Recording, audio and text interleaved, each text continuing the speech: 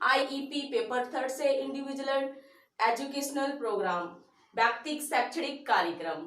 व्यक्तिगत शैक्षणिक कार्यक्रम क्या है दोस्तों? व्यक्तिगत शैक्षणिक कार्यक्रम एक प्रलेख है, यानी कि व्यक्तिगत शैक्षणिक कार्यक्रम क्या है, आईईपी क्या है, इंडिविजुअलाइज्ड एजुकेशन प्रोग्राम क्या है। विशेष आवश्यकता वाले बच्चों को शिक्षा प्रदान करने के लिए बनाया जाता है। व्यक्तिगत शैक्षणिक कार्यक्रम क्या है? एक प्रलेख है जो क्या है, विशेष आवश्यकता वाले बच्चों को शिक्षा देने के लिए बनाया जाता है। यानी कि जो हमारे असक्षम बच्चे हैं, विशेष आवश्यकता वाले बच्चे हैं, उन बच्चों को क्या है, शिक्षा देने के लिए बनाया जाता है। इसका मुख्य उद्देश्य है विशेष आवश्यकता वाले बच्चों को शिक्षा देना एवं कौशलों में विकास करके दैनिक जीवन में आत्मनिर्भर बनाना।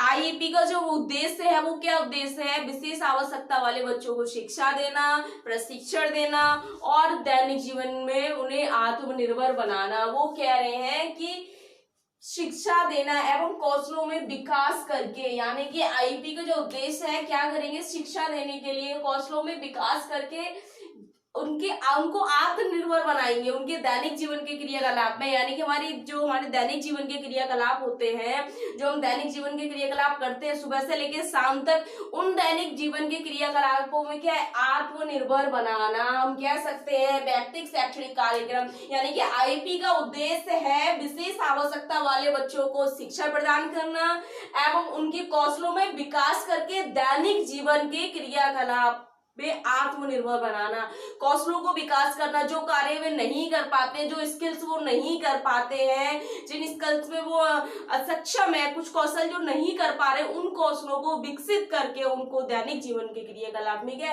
आत्मनिर्भर बनाना। कह रहे हैं यह कार्यक्रम व्यक्तिगता पर आधारित है। यानी कि यह कार्यक्रम क्या है, व्यक्तिगता पर आधारित है। हम कह सकते हैं किसी एक व्यक्तिगत एक बच्चे के लिए एक आईपी बनाई जाती है। ऐसा नहीं है कि 10 बच्चे हैं उसके लिए एक आईपी बना दिया, एक आईपी प्रोग्राम में हमने 10 बच्चों को शिक्षा प्रदान कर दिया, ऐसा नहीं है। कह रहे व्यक्तिगता पर आधारित है, मतलब कि प्रत्येक बच्चे की, प्रत्येक व्यक्ति की आईपी अलग बनती है। वो कह रहे प्रत्येक व्यक्ति की आवश्यकता भिन्न भिन्न होती है तथा उनके वातावरण में भिन्नता पाई जाती है। यानी कि प्रत्येक बच्चा जो है हमारा, हम कह सकते हैं हमारा जो विशेष आवश्यकता वाला बच्चा है उसमें व्यक्ति में उनकी व्यक्ति की आवश्यकताएं भिन्न भिन्न होती है। हम कह सकते हैं हमारे विशेष आवश्यकता वाले जो बच्चे हैं, विभिन्न प्रकार की विशेष आवश्यकताएं हैं। कोई हम कह सकते हैं कोई श्रवण बाधित है, कोई मानसिक मंद है, या हम कह सकते हैं कोई दृष्टि बाधित है, या इस तरीके से कोई शारीरिक असक्षमता है किसी व्यक्ति को। तो सबकी आवश्यकताएं क्या है दोस्तों, अलग अलग सबकी आवश्यकताएं हैं और उनमें भिन्नताएं पाई जाती है। भिन्नताओं से हम कह सकते हैं उनकी रुचियों में भिन्नता, उनकी योग्यताओं में भिन्नता, उनकी क्षमताओं में भिन्नता। तो क्या है, प्रत्येक बच्चे में विभिन्नताएं पाई जाती है, उनकी अलग अलग योग्यताएं, अलग अलग क्षमताएं पाई जाती है एवं उनके वातावरण में भिन्नता पाई जाती है। हम कह सकते हैं वातावरण, या किसी का आर्थिक स्थिति बहुत अच्छी होती है, किसी की आर्थिक स्थिति बहुत निम्न होती है, या किसी की आर्थिक स्थिति बहुत उच्च स्तर की होती है। तो क्या सभी बच्चों के, प्रत्येक व्यक्ति के, सभी बच्चों की आवश्यकता क्या है, भिन्न भिन्न होती है। सबके वातावरण क्या है, सबके वातावरण में भिन्नताएं पाई जाती हैं। इनकी आवश्यकताओं तथा वातावरण को ध्यान में रखकर, यानी कि आईपी कह रही है इनकी आवश्यकताओं और वातावरण को, यानी कि इनकी जो क्षमताएं हैं, योग्यताएं हैं, रुचि है, वो क्या है, इनकी आवश्यकताओं को ध्यान में रखकर और इनके वातावरण को ध्यान में रखकर। हम वातावरण से बात कर रहे हैं, आर्थिक स्थिति इनकी क्या है या इनके पारिवारिक स्थिति क्या है, उनको उसके वातावरण में किस जगह रहते हैं, किस सोसाइटी में रहते हैं, वो कह रहे हैं इनकी आवश्यकताओं और वातावरण को ध्यान में रखकर शिक्षण एवं प्रशिक्षण प्रदान किया जाता है। आईईपी में क्या है, विशेष आवश्यकता वाले बच्चे की भिन्नताओं, यानी कि उसकी आवश्यकताओं और वातावरण को ध्यान में रखकर शिक्षा व प्रशिक्षण दिया जाता है। वो कह रहे हैं कि इनकी आवश्यकताओं तथा वातावरण को ध्यान में रखकर उन्हें प्रशिक्षण एवं प्रशिक्षण दिया जाता है। शिक्षण से मतलब है उन्हें शिक्षा प्रदान करना, प्रशिक्षण मतलब जिन कौशलों में वे असक्षम है उनका प्रशिक्षण देना क्या है, प्रदान किया जाता है।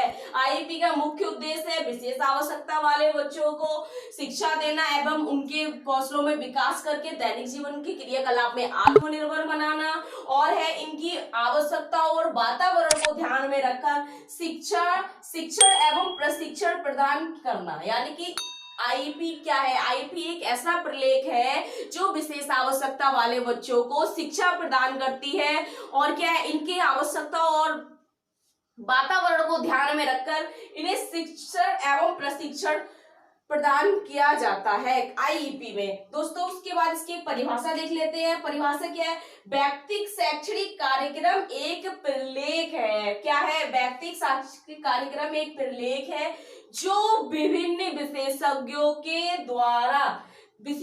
के समूह के द्वारा बच्चों के उचित हस्तक्षेप के लिए तैयार किया जाता है। उचित हस्तक्षेप यानी कि उसको पहचान करना, हस्तक्षेप करना और प्रशिक्षण देना, सेवाएं प्रदान करना। सेवाएं प्रदान करने से मतलब है उनके दैनिक जीवन के क्रियाकलाप जो कह रहे हैं कौशलों में विकास करना या शिक्षा प्रदान करना। तो हस्तक्षेप करके क्या करना है, उनको कौशलों को विकास करना, शिक्षा प्रदान करना है।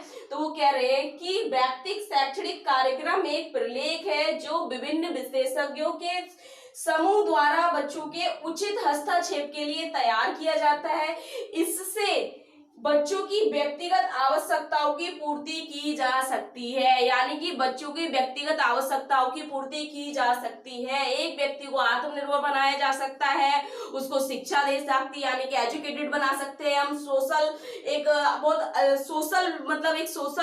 सोशल आदमी बना, एक सामाजिक व्यक्ति हम बना सकते हैं उसे, सोशलाइजेशन उसमें हम डेवलप कर सकते हैं बच्चे में। वो कह रहे हैं कि हस्तक्षेप के लिए तैयार किया जाता है। यानी कि आईईपी क्या है, एक प्रलेख है जिससे क्या है, विशेष आवश्यकता वाले बच्चे को हस्तक्षेप करेंगे, यानी कि उसका इंटरवेंशन करेंगे।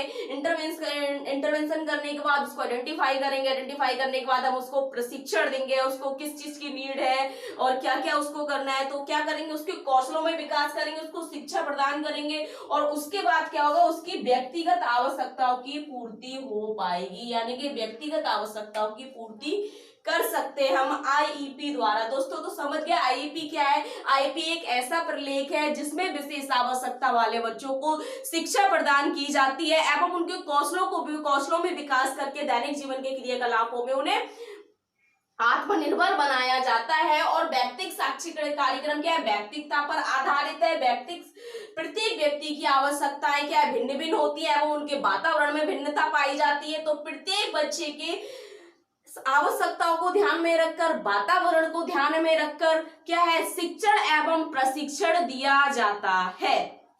दोस्तों ये था आईईपी। दोस्तों करना यानी कि विभिन्न कौशलों का आकलन करना। जो विशेष आवश्यकता वाला बच्चा है, आईईपी बनाने से पहले हम क्या करेंगे, सबसे पहले हम विभिन्न कौशलों का आकलन करेंगे। यानी कि बच्चे की योग्यता स्तर और उसकी रुचियों और आवश्यकताओं का आकलन करेंगे। हम देखेंगे बच्चा क्या किस स्तर पर है, बच्चा क्या क्या कर पा रहा है, क्या क्या नहीं कर पा रहा है, उन कौशलों की जांच करेंगे। दोस्तों तो कह रहे कि कौशलों का आकलन करना। कौशलों का आकलन दोस्तों हम कर सकते हैं, हम निम्न प्रकार की बहुत सारी चेकलिस्ट है हमारी, हम उन चेकलिस्ट के द्वारा क्या कर सकते हैं, बच्चे का आकलन कर सकते हैं। यदि कोई दृष्टिबाधित बच्चा है, एमआर बच्चा है, या हम कह सकते हैं कि विजुअल इंपेयर्ड बच्चा है, तो क्या हम उनकी चेकलिस्ट से उनको क्या कर सकते हैं, उनको आकलन कर सकते हैं, उनका असेसमेंट कर सकते हैं। और उसके बाद क्या कर सकते हैं, हम देख सकते हैं कि क्या क्या कार्य वो कर पा रहे हैं, क्या क्या कार्य नहीं कर पा रहे हैं। दोस्तों कौन कौन से हमारी ऐसी चेकलिस्ट हम कह सकते हैं, जैसे बेसिक एमआर हो गया, बेसिक एमआर, जो हम एमआर बच्चों को इससे क्या असिस्ट कर सकते हैं। या हमारा एक FACP है, FACP एक हमारा टूल है, functional assessment checklist programming behaviour assessment scale for Indian children with mental retardation. या हम कह सकते हैं FACP हो गया, BAPS हो गया। इस प्रकार के कई हमारे टूल्स हैं। अब उपनयन हो गया दोस्तों। तो हम क्या है, इन चेकलिस्ट से क्या करेंगे, हम बच्चे के कौशलों का आकलन करेंगे और देखेंगे कि बच्चा कौन कौन से कौशल नहीं कर पा रहा है, किन कौशलों में असक्षम है। हो सकता है वह शारीरिक कौशल में ना शारीरिक कौशल से सक्षम हो, यानी कि हम कह सकते हैं फिजिकल एक्टिविटी नहीं कर पा रहा हो, फिजिकल स्किल्स नहीं हो उसमें, या हम कह सकते हैं वो सामाजिक कौशल उसमें विकसित नहीं हो। कई सारे कौशल हैं, हम उन कौशलों को क्या करेंगे, शैक्षणिक कौशल है। कोई बच्चा होता है कि शारीरिक रूप से ठीक है, मानसिक रूप से ठीक है, लेकिन शैक्षणिक रूप से पिछड़ा है, तो क्या हम ये कुछ टूल्स है हमारे, इन टूल्सों को हम यूज करेंगे और क्या हम बच्चे का आकलन करेंगे। उस आकलन से हम देख सकते हैं कि बच्चे की किस चीज में रुचि है, उसकी रुचियां देख सकते हैं, उसकी आवश्यकताएं देख सकते हैं, उसकी समस्याओं का पता लगा सकते हैं और बच्चे की पूर्ण जानकारी प्राप्त कर सकते हैं और उसकी क्षमताओं का आकलन कर सकते हैं। दोस्तों ये कुछ हमारे जो टूल्स है, इन टूल्सों के अकॉर्डिंग हम क्या कर सकते हैं, आकलन कर सकते हैं, उनकी इच्छाओं का, आवश्यकता और क्षमताओं को क्या है, क्षमताओं को देख सकते हैं, जांच सकते हैं कि बच्चा कितना कर पा रहा है, कितना नहीं कर पा रहा है। उसके बाद आता है दोस्तों लक्ष्य निर्धारण करना, यानी कि गोल सिलेक्शन। हम क्या करेंगे, सबसे पहले हमने सामान्य पृष्ठभूमि एकत्रित की, बच्चे के बारे में सारी जानकारी प्राप्त की, उसके बाद हमने विभिन्न कौशलों का आकलन करा। हमने आकलन में देखा कि क्या क्या बच्चा कर पा रहा है, कौन कौन से कौशल में बच्चा कर पा रहा है या नहीं कर पा रहा है। उसके बाद हम क्या करेंगे, देखा हमने कि अगर बच्चा कुछ कौशल नहीं कर पा रहा है, उन कौशलों को विकसित करने के लिए हम क्या करेंगे, लक्ष्य निर्धारण करेंगे, यानी कि हम गोल सिलेक्ट करेंगे जिससे कि हम प्रशिक्षण दे सके। दोस्तों गोल सिलेक्शन करने के लिए हमें दो चीज ध्यान रखनी है। हमने टू टाइप्स के हम गोल सिलेक्ट करते हैं, एक है लॉन्ग टर्म गोल और एक शॉर्ट टर्म गोल, यानी कि एक होता है दीर्घकालीन और दूसरा होता है दोस्तों लघुकालीन लक्ष्य चयन करते हैं। दोस्तों ये दो प्रकार के हम लक्ष्य चयन करते हैं। जो हमारा दीर्घकालीन जो लक्ष्य होता है, यानी कि लॉन्ग टर्म जो गोल होता है दोस्तों, वो क्या है, 1 वर्ष का होता है, यानी कि 1 वर्ष में हम उसको कोई एक एरिया ले लेते हैं, एक क्षेत्र ले सकते हैं, चाहे वो सामाजिक हो या शारीरिक हो या हम शैक्षणिक हो या व्यवसायिक हो, उसमें से एक क्षेत्र ले सकते हैं और उसमें से कोई एक गोल सिलेक्ट करेंगे जो हमारे 1 वर्ष में हम उस बच्चे को वह कौशल सिखा पाएंगे। और एक होता है लघु, यानी कि शॉर्ट टर्म गोल, लघुकालीन। दोस्तों लघुकालीन के हम 3 से 4 माह तक उस बच्चे को प्रशिक्षण देने के बाद किसी कौशल को सिखा पाते हैं। इसमें जो समय अवधि रहती है 3 से 4 माह की अवधि रहती है जब हम किसी बच्चे को कोई कौशल सिखाते हैं। और इसमें क्या है, 1 वर्ष की 1 ईयर की पूरा, क्योंकि 1 वर्ष की अवधि रहती है। दोस्तों जब हम गोल सिलेक्ट करेंगे तो क्या है, इसमें दीर्घ में क्या कर सकते हैं, 5 क्षेत्र हैं जो हमारे व्यवसायिक, शारीरिक और सामाजिक और शैक्षणिक और व्यक्तिगत। तो उन 5 क्षेत्रों में से हम क्या करेंगे, कोई एक गोल ले लेंगे जो हमारा वार्षिक रूप से चलेगा और वार्षिक गोल से ही हम क्या करेंगे, जो वार्षिक लक्ष्य होगा उन लक्ष्यों में से एक छोटा लक्ष्य यानी कि छोटा गोल ले लेंगे। हम कोई शॉर्ट टर्म गोल ले लेंगे, लघुकालीन लक्ष्य ले लेंगे जो हम 3 और 4 माह के समय में या अवधि में हम उस कौशल को बच्चे को सिखा सकते हैं। सबसे पहले जैसे कि हमने गोल सिलेक्ट, हमारा क्या है, बच्चों को हमने क्या कर लिया, उसकी जानकारी प्राप्त कर ली, उसके बाद हमने कौशलों का आकलन कर लिया, उसके बाद हमने लक्ष्य निर्धारित कर लिया कि हमने बच्चे को क्या सिखाना है, बच्चे की जो आवश्यकता थी, बच्चे की आवश्यकता को ध्यान में रखने हमने अपना गोल चुनना है। उसकी प्राथमिकता क्या है, बच्चे की प्राथमिकता क्या कह रही है, उसकी आवश्यकता के अनुसार, उसकी समस्या के अनुसार और उसकी क्षमता के अनुसार प्राथमिकता क्या है, जिस प्रकार से हम लक्ष्य सिलेक्ट करेंगे यानी कि गोल सिलेक्ट करेंगे तो हम देखेंगे बच्चे की प्राथमिकता क्या है। कभी कभी होता है कि बच्चे को नीड है कि उसको क्या कहते हैं, व्यक्तिगत कौशल सिखाए जाए, यानी कि उसके पर्सनल स्किल सिखाई जाए, और क्या है, लोग उसको शैक्षणिक सिखा सकते हैं, जबकि शैक्षणिक से पहले आता है व्यक्तिगत, यानी कि पर्सनल स्किल उसको सिखाना बहुत जरूरी होता है। तो क्या है, बच्चे की हम आवश्यकता और समस्या और क्षमता के अनुसार हम गोल सिलेक्ट करेंगे और उसकी आर्थिक स्थिति और पारिवारिक स्थिति को देखते हुए हम कोई एक लक्ष्य चयन कर लेंगे बच्चे को, जिस पर हमने क्या है, एक कौशल उसका विकसित करना है, किसी कौशल को सिखाना है। दोस्तों उसके बाद आता है दोस्तों प्रशिक्षण देना, यानी कि ट्रेनिंग देना बच्चे को। जो गोल हमने यहाँ पर सिलेक्ट कर लिए हैं, एक हमारा शॉर्ट टर्म गोल हो गया, एक लॉन्ग टर्म गोल हो गया, एक शॉर्ट टर्म गोल हो गया दोस्तों। तो क्या है, उसको सिखाने के लिए हम क्या करेंगे, प्रशिक्षण देंगे। तो उसके बाद कौन सा आ गया हमारा चरण, प्रशिक्षण देने में दोस्तों क्या है, जब हम बच्चे को किसी कार्य को सिखाएंगे तो हम कुछ बातों का ध्यान रखेंगे। कौन कौन सी बातों का ध्यान रखेंगे, जैसे कि हम कह सकते हैं शैक्षिक परिवेश,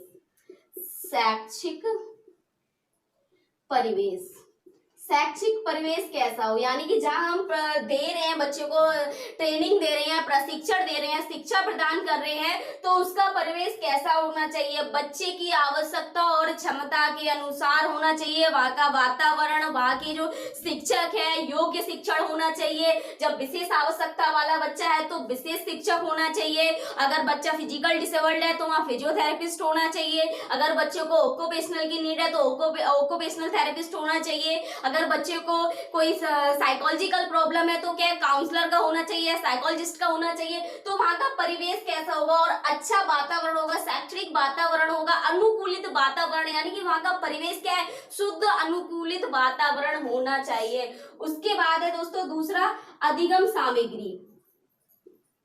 अधिगम सामग्री, अधिगम सामग्री यानी कि अधिगम सामग्री, जब हम बच्चे को प्रशिक्षण देंगे, अब सबसे पहले हमने देख लिया हमारा परिवेश कैसा, उसके बाद क्या है उस जगह अधिगम सामग्री, यानी कि हमारा टीचिंग लर्निंग मटेरियल, सहायक शिक्षण सामग्री। बच्चे को जो सहायक शिक्षण सामग्री कैसी होगी, ऐसी होगी जो समान रूप से वहां प्रस्तुत हो और जल्दी से जल्दी वहां उसको क्या है बच्चे को मिल सके, और ऐसी स्तर की हो जो कि बच्चा उससे सीख सके। ऐसा ना हो कि बहुत ज्यादा हाई लेवल की है, बच्चा भाग रहा है उसको देख के, बहुत ज्यादा अट्रैक्टिव हो रहा है, बिहेवियर प्रॉब्लम कर रहा है, और बच्चे की नीड के अनुसार उसका टीएलएम होना चाहिए। और क्या है बच्चे को ऐसा हो कि जिससे बच्चा लाभप्रद हो, यानी कि रुचिपूर्ण कार्य करे, और उससे क्या है सहायक, यानी कि उसको कोई सहायता मिल सके। ऐसा ना हो कि बच्चा भाग रहा है, अगर सेंसरी इंटीग्रेशन की प्रॉब्लम है और बहुत ज्यादा लाउड कोई म्यूजिक बज रहा है क्लास में, चाहे वो कोई सहायक शिक्षण सामग्री के रूप में अगर वो यूज हो रहा है, लेकिन बच्चा वहां से भाग रहा है, तो इस प्रकार क्या है ऐसा कोई हम टीएलएम यूज नहीं करेंगे, और बहुत ज्यादा मूल्यवान नहीं करेंगे, यानी बहुत ज्यादा महंगा यानी कॉस्टली हम बहुत ज्यादा यूज नहीं करेंगे। ऐसा करेंगे जो आसानी से उपलब्ध हो सके और बच्चा क्या है उससे सीख सके, और हमारा जो टीएलएम रहेगा थोड़ा क्या आकर्षक रहेगा, ताकि बच्चा इंटरेस्ट ले उसको कार्य करने में। तो क्या है दोस्तों, ये हमें 3 चीजों का ध्यान रखना है। कौन कौन सी चीजों का, शैक्षिक परिवेश का, अधिगम को, और दूसरा है शैक्षिक तकनीकों का। शैक्षिक